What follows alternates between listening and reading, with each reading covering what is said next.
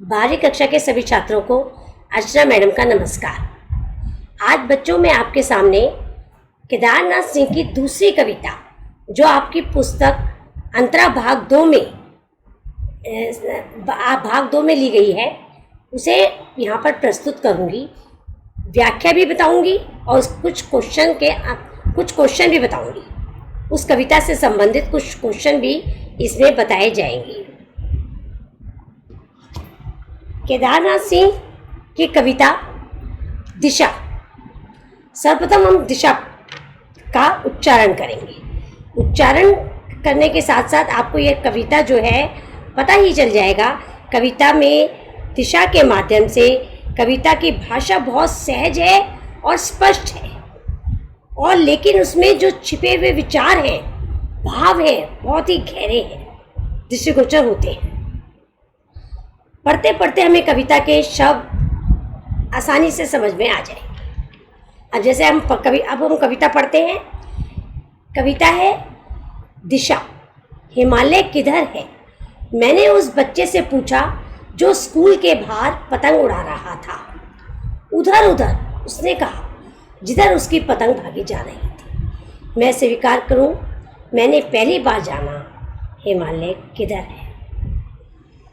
तो आपको स्पष्ट हो गया होगा कि कविता में बहुत एक प्रश्न किया गया है, एक व्यक्ति के द्वारा, एक कवि के द्वारा, और उसका उत्तर एक बच्चे ने दिया है। कविता की व्याख्या करने से पूर्व मैं कुछ परिचय आपको देना चाहूँगी कि दिशा कविता में एक बच्चों की बहुत ही निश्चलता और स्वाभाविक सरलता का चित्रण किया है, और इसके साथ साथ कवि ने यथार्थ को भी परिभाषित किया है। यह कविता बाल मनोवैज्ञानिकता से संबंधित है। इसमें पतंग उड़ाता हुआ एक बच्चा है और उससे कवि द्वारा पूछा गया प्रश्न है। कवि उससे पूछता है कि हिमालय किधर है। तब बच्चा बहुत सहज सुलभ स्वभाव में उस प्रश्न का उत्तर देता है कि हिमालय उधर है जिधर उसकी पतंग जा रही है। बच्चे के इस बाल सुलभ ज्ञान से जो है वो कवि को मोह लेता है। कविता जो है बहुत ही छोटी है, बहुत उसका आकार बहुत छोटा है, लेकिन कवि ने उस बच्चे के द्वारा दिए गए उत्तर से कवि को यह स्पष्ट हो गया कि हर बच्चे का, हर व्यक्ति का यथार्थ अलग अलग होता है। उसको यथार्थ को समझने का दृष्टिकोण भिन्न भिन्न होता है। हर व्यक्ति उसको अलग दृष्टि से देखता है। बच्चा इतना सकोमल होता है और अपने कार्य में संलग्न होता है कि उसे आसपास क्या हो रहा है उससे कोई मतलब नहीं होता। केवल वह अपनी छोटी दुनिया में लिप्त होता है। उसका सरोकार केवल अपनी ही दुनिया से होता है।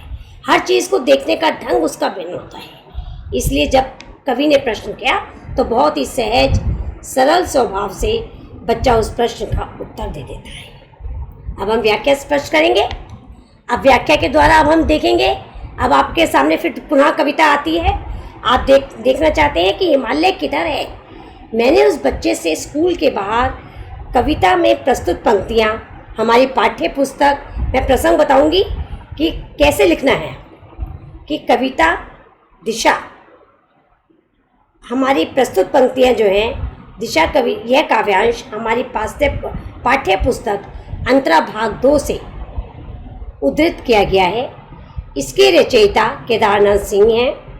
इन पंक्तियों में कवि ने बाल मनोविज्ञान का बड़ा ही भावपूर्ण चित्रण किया है। कवि के द्वारा पतंग उड़ाते हुए बच्चे के माध्यम से यह स्पष्ट किया है कि हर बच्चे का अपना एक अलग यथार्थ होता है। अब कविता में आप देखेंगे, जैसे शब्दों के अर्थ देखेंगे। स्वीकार, सहमति, मंजूरी।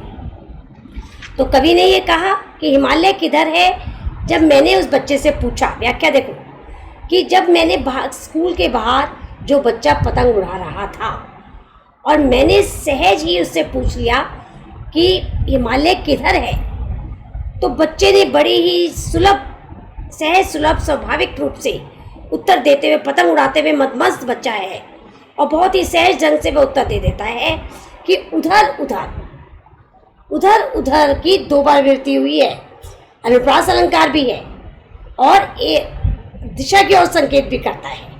उधर उधर है अर्थात उस दिशा की ओर है जहाँ मेरी पतंग उड़ी जा रही है।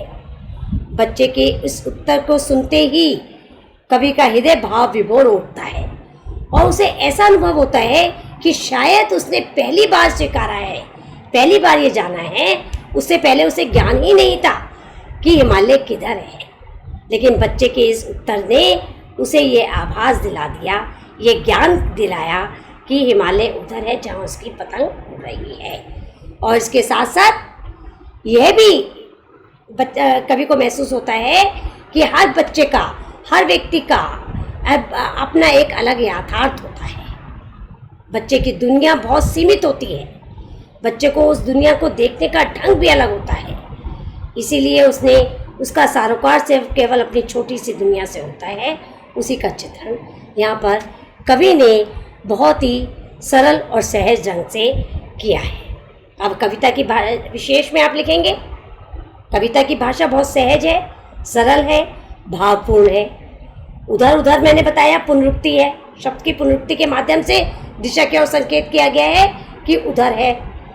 और भाषा में चित्रात्मकता भी है कि एक चित्र हमारे सामने, एक बच्चे का चित्र और एक कवि का चित्र जो पतंग उड़ाता हुआ बच्चा है, और एक हिमालय पर्वत का चित्र हमारे आंखों के सामने दृष्टिगोचर हो जाता है। उधर उधर में मैंने आपको पहले भी बताया कि अनुप्रास अलंकार भी है और पुनरुक्ति प्रकाश भी है। तो इस प्रकार आशा करती हूँ सही बच्चों से कि आपको मेरी कविता, यह जो द्वारा कवि ये दिशा कविता की व्याख्या जो मैंने समझाई है, आपको स्पष्ट हो गई होगी कि आपको इस कविता बहुत सहज है और सरल है, आसानी से आपको समझ में भी आ गई होगी। अब इस कविता में संबंधित कुछ प्रश्न हैं, जैसे बच्चे का उधर उधर कहना क्या प्रकट करता है। तो बच्चा जो है उधर उधर कहना, ये संकेत दिया गया है कि उधर उधर है। कवि ने प्रश्न पूछा, प्रश्न के उत्तर में उसने संकेत दिया कि उधर उधर है। उधर उधर कहना यह प्रकट करता है कि हर व्यक्ति का अपना एक अलग यथार्थ है और बच्चे को यथार्थ को देखने का दृष्टिकोण ही अलग है, भिन्न है, और दिशा की ओर भी संकेत करता है। तो इस प्रकार उधर उधर जो है इंगित करता है कि हर व्यक्ति का दृष्टिकोण अलग है, बच्चे की दुनिया बहुत सीमित है, बच्चा जो है किस प्रकार उधर अपने कार्य में इतना संलग्न है कि कवि के द्वारा जो भी प्रश्न पूछा गया है वह अपने कार्य में मदमस्त है। उसका केवल वह वही उत्तर देता है कि वह उधर उधर है, अर्थात दिशा की ओर संकेत करता है। अब इससे संबंधित दूसरा प्रश्न मैं स्वीकार करूं कि मैंने पहली बार जाना कि हिमालय किधर है। प्रस्तुत पंक्तियों का भाव क्या है। अब केदारनाथ सिंह कवि ने जब बच्चे से प्रश्न किया कि पतंग उड़ाते हुए बच्चे से कि हिमालय किधर है, तो उसके द्वारा दिए गए उत्तर से कवि ने ये स्वीकार कर लिया कि अब मैंने पहली बार जाना, इससे पहले मुझे एहसास ही नहीं था। बच्चों के भाव क्या है कि बच्चे ने जो मेरे प्रश्न का उत्तर दिया कि हिमालय उसी दिशा में है जहाँ मेरी पतंग उड़ रही है, तो बच्चे ने जब यह उत्तर दिया कि उसी ओर है, तो ऐसा बच्चे के इस बाल सुलभ उत्तर ने मेरे हृदय को, भावों को झंझोड़ दिया और मुझे ऐसा एहसास दिलाया कि शायद उससे पहले मुझे ये ज्ञान ही नहीं था कि हिमालय किधर है। और अब बच्चे के द्वारा दिए गए उत्तर से मुझे ये पहली बार पता चला कि हिमालय उधर है जहाँ उसकी पतंग उड़ रही है। और ये भी एहसास दिलाया कि प्रत्येक व्यक्ति का यथार्थ अलग होता है। हर व्यक्ति का, एक व्यक्ति का यथार्थ दूसरे व्यक्ति से भिन्न होता है। यथार्थ को देखने का दृष्टिकोण हर व्यक्ति का भिन्न भिन्न है। तो प्रस्तुत कविता आपको प्रश्न उत्तर समेत समझ में आ गई होगी, आशा करती हूँ। और आप इसके संबंधित प्रश्नों को बहुत ही सहज और सहज ढंग से आप अपने प्रश्न उत्तर में लिख सकते हैं। और भी इस कविता से संबंधित जो भी कठिनाई हो, इससे पूर्व मैंने बनारस कविता भी आपको बताई थी। बनारस कविता के संबंधित भी कुछ प्रश्न यहाँ पर दिए गए हैं, जिसमें आप बनारस में बसंत का आगमन कैसे होता है, उसका क्या प्रभाव शहर पर पड़ता है। तो बसंत का आगमन कैसे होता है जैसे उसमें आपको मैंने पहले भी बताया था कि बसंत का आगमन अचानक हो जाता है और उस समय कहाँ पर होता है, लहर तारा और मनवाड़ी की ओर से धूल का एक बवंडर उठ रहा है और उसमें शहर का वातावरण सारा जो है धूल से भर गया है।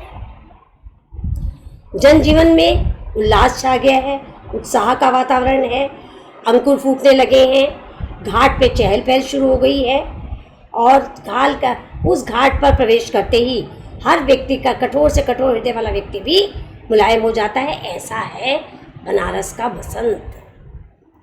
आंखों में सबके चमक आ गई है, नमी आ गई है, यहाँ तक कि पशु पक्षी जानवरों के ने भी बिना किसी भय के घाट पर बैठे हुए उस असमय अद्भुत आनंद, अद्भुत गंगा के उस अद्भुत दृश्य को देख रहे हैं और उस आनंद की अनुभूति कर रहे हैं। उन्हें यह एहसास होता है कि हमें अब मोक्ष की प्राप्ति इसी गंगा के किनारे आकर प्राप्त हो।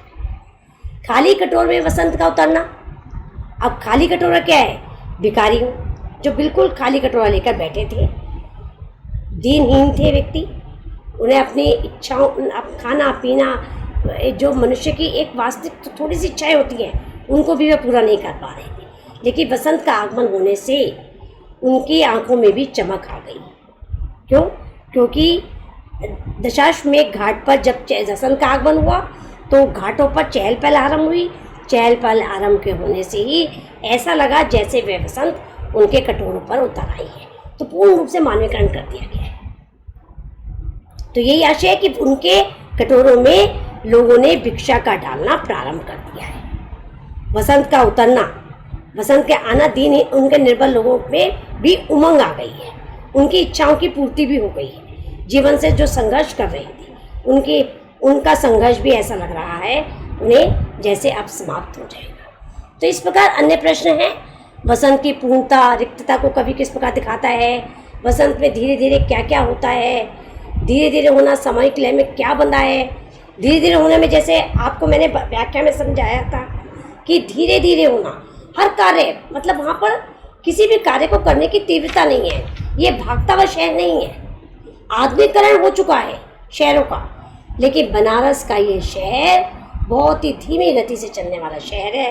हर व्यक्ति अपनी सामूहिकता में बंधा रहता है, एक व्यक्ति से प्रेम के बंधन में बंधा है, भावों से बंधा है और यही दर्शाता है किस प्रकार।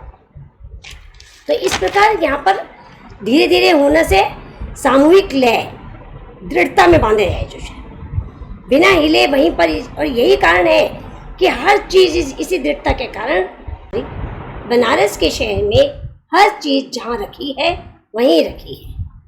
गंगा नदी पर वहीं है, गंगा की पवित्रता, आस्था, भक्ति को भी दर्शाता है।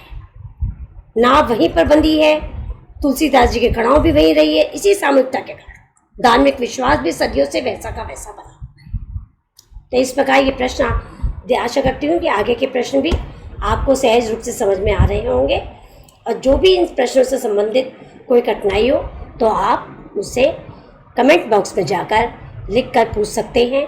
आपको मेरी कविता की व्याख्या समझ में आई हो तो आप सब्सक्राइब जरूर करना, ताकि आगे आने वाली सभी पाठों की सप्रसंग व्याख्या आपको सहजता से प्राप्त हो सके।